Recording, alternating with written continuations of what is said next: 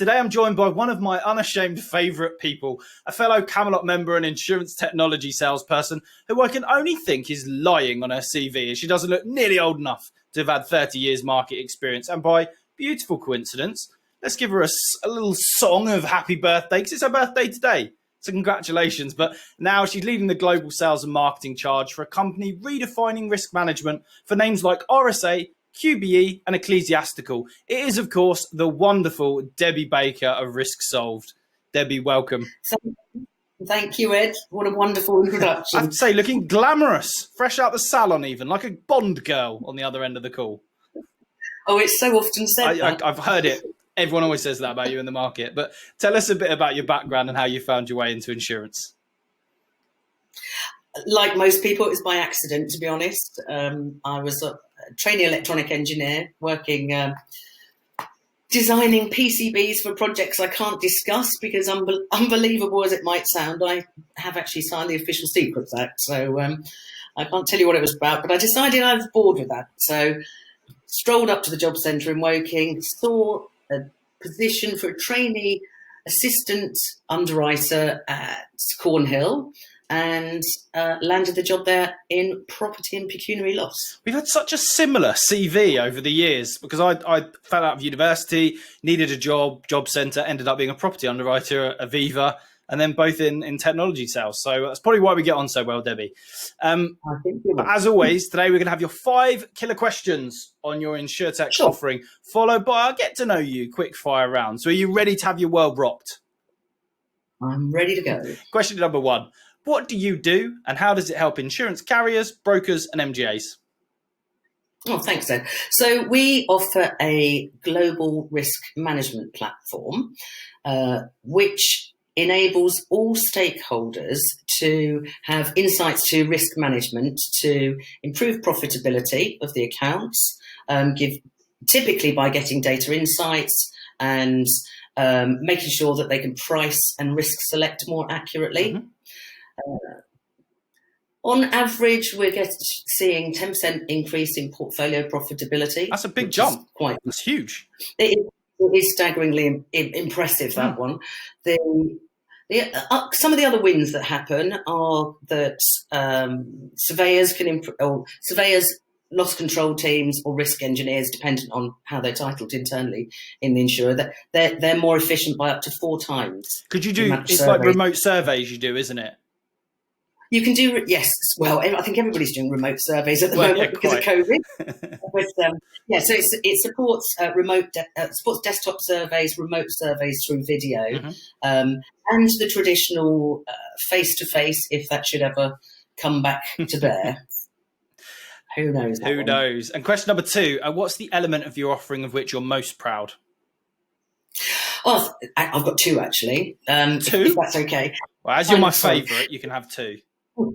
Thank you. So I think the remote video inspections is definitely something that we're very proud of because we actually launched this pre-COVID, and I think we probably have done the farthest remote video inspection that has happened in the insurance market. Where was it?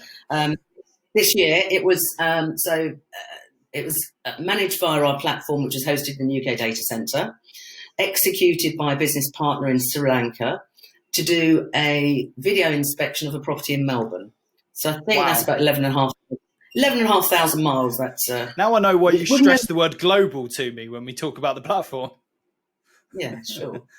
And I think the other thing as well that is getting a real groundswell of interest is our customer portal. So we've all seen that customers are demanding digital capabilities, and the risk management side has been a little bit slow in the market for offering that capability to customers.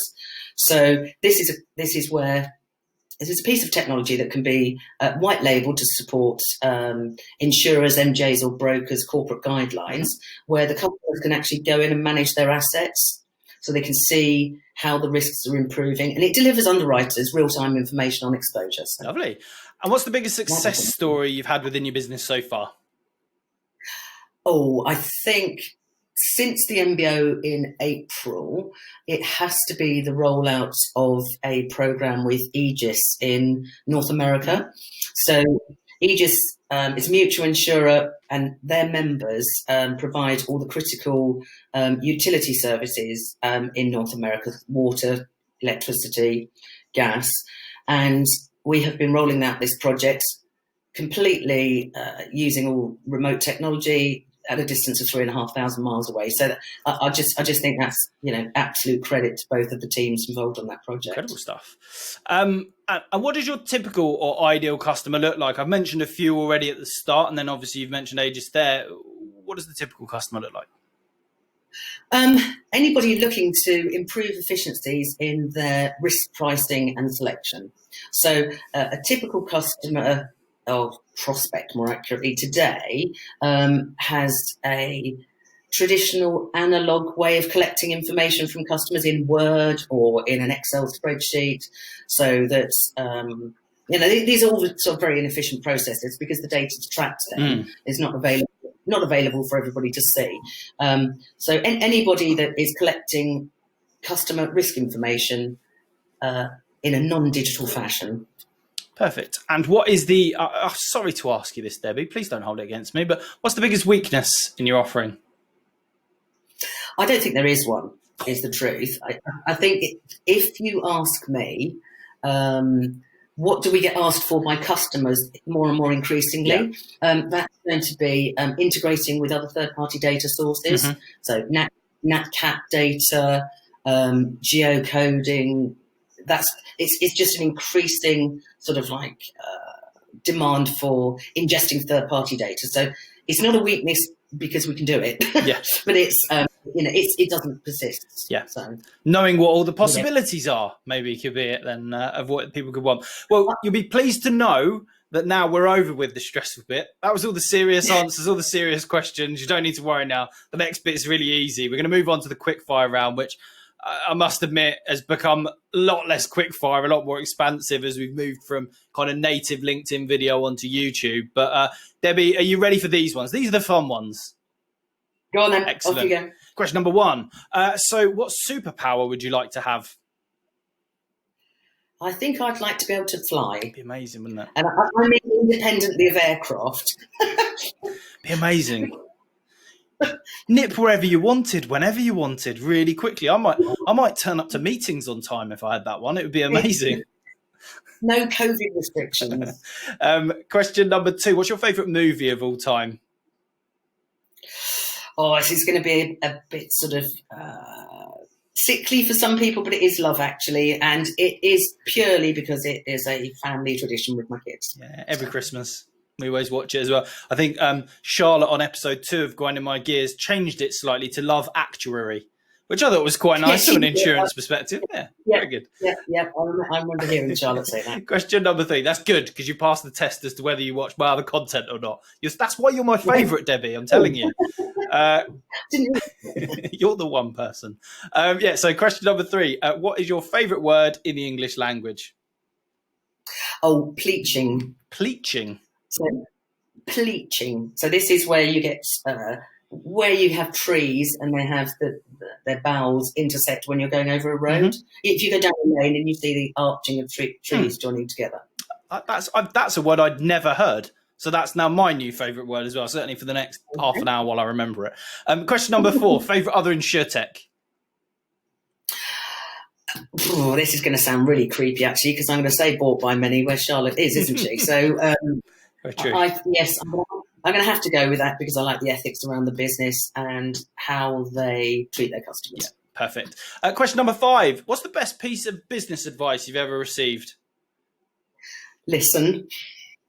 2 ears, 1 mouth, use them proportionately. Absolutely. We had this question yesterday on the Camelot event, and I remember saying, but I think my best one was, I heard it recently actually for the first time, and it was never pay attention to the opinions of people that you wouldn't have gone to for advice. If that makes sense. I've worded that appallingly, and if I was happy, I would retake that, but I'm not going to. But that's the advice. pay attention to the people whose opinions you respect, not the people who you don't. Yeah. I think that's a really good bit of advice as well. Question number 6. What item could you not live without? I think it's going to have to be my phone, although that does sound a bit sort of material, but I have it with me all the time. So I don't think you'd be on your own. I think that's quite a common answer for that one. Question number 7. I love this one. If you could trade lives with anybody for a day, absolutely anyone, who would it be and why? I think I would like to trade with positions with the Queen, and this is sort of inspired a bit by 2 things really. One, it's the Crown, and the second one, it's various articles in the Times which say how the details, things that are missing in there that aren't accurate. But I'd like to swap places to know what was factual. That's just nosy, really. I think we probably don't have a clue what really goes on behind closed doors. I think we probably all have an idea of what we think does, and I bet it's miles from the truth. Certainly, having watched some of those programs you mentioned, it certainly would have been my guess. Question number 9. Which 3 guests would you have to a dinner party? Oh, I've skipped one. Sorry. I've skipped one. Number 8. Sorry. Favourite non-insurance brand? Got carried away. Got overexcited. Oh, well, these are the people that are providing the lifeline for me at the moment for Christmas and anything else, which has to be Amazon. So I don't know about you, the outside of my house is embarrassing with the number of boxes we have to put out every Thursday when the binman comes. Horrendous. Yeah. And now question 9, finally. Which 3 guests would you have to a dinner party, living or dead? So they're all living, luckily, for me and specifically.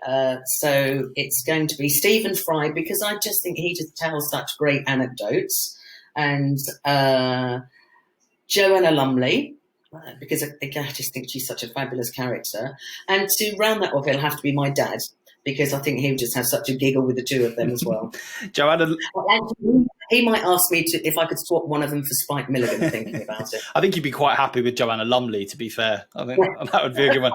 It kind of reminds me of, my dad always said once upon a time that Joanna Lumley was the one person that he'd leave my mum for. And I love this question. I'm going to go off piece slightly, but I love this question because it's really interesting to see how people answer it. And thinking of Joanna Lumley and my dad, I always think, I lost my dad when I was probably 25. And I always think about who would I have to a dinner party? And I'm kind of not really interested in celebrities. It's meet them, don't meet them, not that worried. And I always think I'd love to have my dad. I'd like my mum so that she could see him one last time, because it was heart attack, we lost him very quickly, and my son, who we never got to meet. So it's a really interesting way to see how people do it, and I've managed to get through that without sobbing, because when I did this in the rehearsal with Debbie, I got very upset. So I'm very proud of myself. I managed to keep myself together and composed. Moving on to question 10. Who would play you in the story of your life? Oh, that just reminds me of an FD that used to tease me all the time, and he keeps saying to me, was I trying to channel Helen Mirren? So I think I'll go for her. I can see that. That's kind of a compliment as well.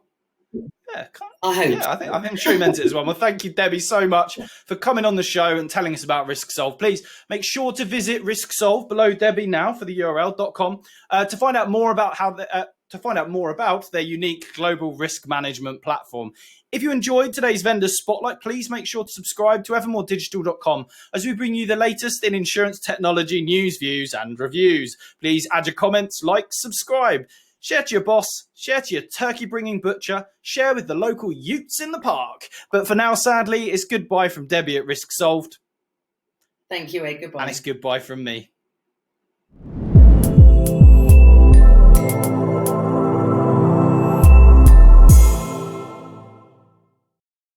Well, you're a glutton for punishment, staying all the way to the end, but I really appreciate it. Now, if you want more content like this, please make sure to subscribe over here, somewhere. Am I anywhere near it? Not sure. Or watch one of the extra videos up here. Peace! Pretty gangster. Yep. I'll be on that TikTok soon. Definitely.